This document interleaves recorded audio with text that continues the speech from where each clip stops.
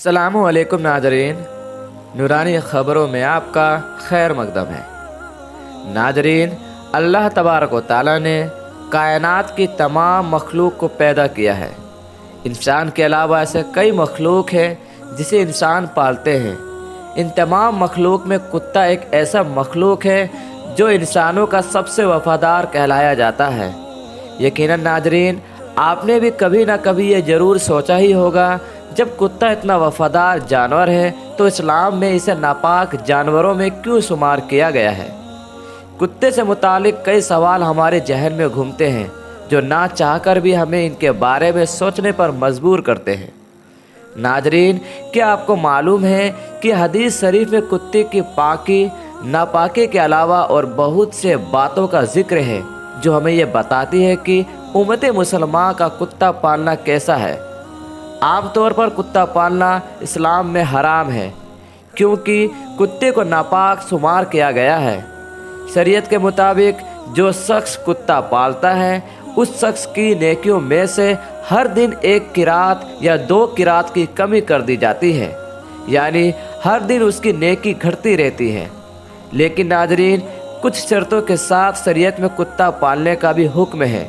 तो नाजरीन, आज की इस वीडियो में हम आपको बताने वाले हैं कि अल्लाह ताला ने कुत्ते को कैसे पैदा किया और क्यों कुत्ते को नापाक शुमार किया गया है और किन शर्तों के साथ कुत्ते को पाला जा सकता है।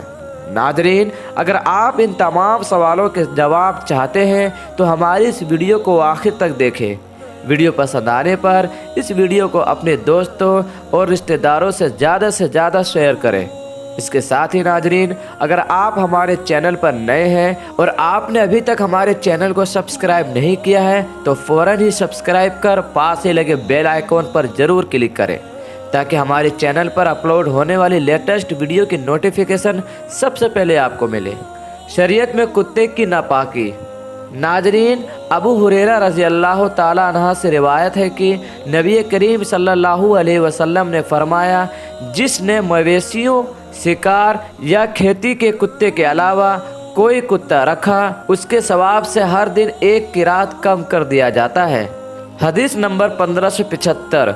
इसके अलावा अब्दुल्ला बिन उमर रज़ी अल्लाह अन्हुमा से मरवी है कि अल्लाह के पैगम्बर सल्लल्लाहु अलैहि वसल्लम ने फरमाया, जिस शख्स ने जानवरों की हिफाजत के लिए या शिकार के अलावा कोई कुत्ता रखा उसके अमल से हर दिन 2 किरात कम कर दिया जाएगा।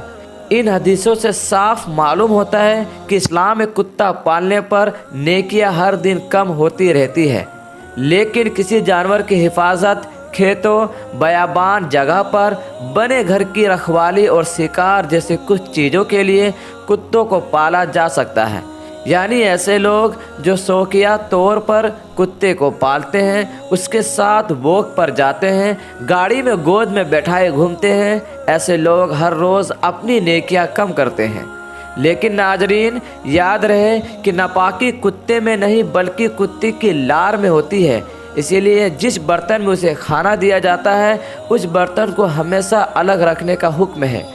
हदीस शरीफ में है कि जब कुत्ता बर्तन में मुंह डाल दे तो उसे 7 बार धो और 8वीं बार उसे मिट्टी से साफ करो। अल्लाह ताला ने कुत्ते को कैसे पैदा किया। नाजरीन, जब खुदाए ताला ने हज़रत आदम अलैहिस्सलाम को पैदा फरमाकर फरिश्ते को हुक्म दिया कि मेरे खलीफा के आगे झुक जाओ तो सब हज़रत आदम अलैहिस्सलाम के आगे झुक गए, मगर शैतान खड़े रहे और नहीं झुके। खुदाए ताला को उसका ये तकब्बुर पसंद ना आया। अल्लाह ताला ने शैतानों से दरियाफ्त फरमाया कि ए इब्लीस, मैंने जब अपने दस्ते कुदरत से बनाए हुए खलीफा के आगे झुकने का हुक्म दिया तो तू क्यों नहीं झुका। इस पर शैतान ने जवाब दिया, ए खुदा, मैं आदम से अच्छा हूँ, वो इसीलिए क्योंकि मैं आग से बना हूँ और आदम मिट्टी से बना है और आग मिट्टी पर गालिब होती है, यानी आग मिट्टी से ज़्यादा ताकतवर होती है, तो मैं एक बशर के आगे क्यों झुकूँ।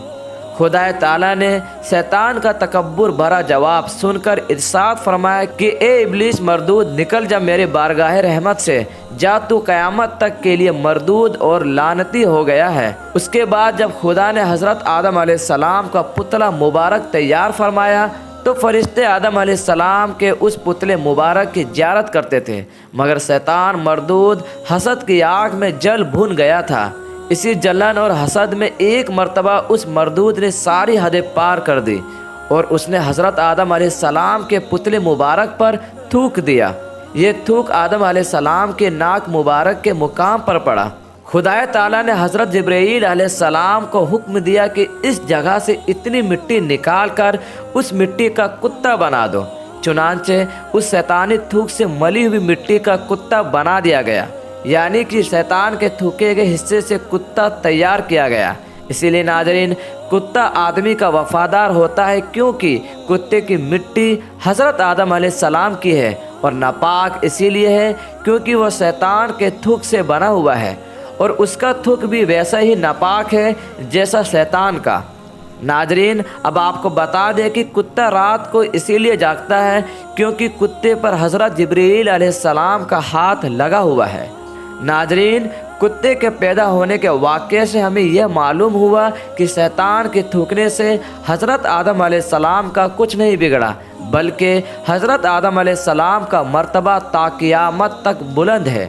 اسی طرح اللہ کے بارگاہ میں گستاخی کرنے سے ان اللہ والوں کا کچھ نہیں بگڑتا، بلکہ ان کی شان اور بھی چمکتی ہے۔ اس پورے واقعے سے یہ بھی معلوم ہوا کہ اللہ والوں کو نفرت کی نگاہ سے دیکھنا شیطانی کام ہے۔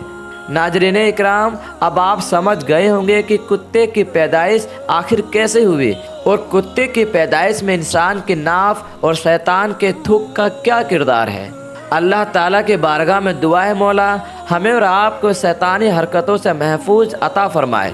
اللہ تعالیٰ ہمیں اور آپ کو حضرت محمد صلی اللہ علیہ وسلم کی سنتوں پر چلنے کی توفیق نصیب عطا فرمائے۔ آمین۔ خدا حافظ۔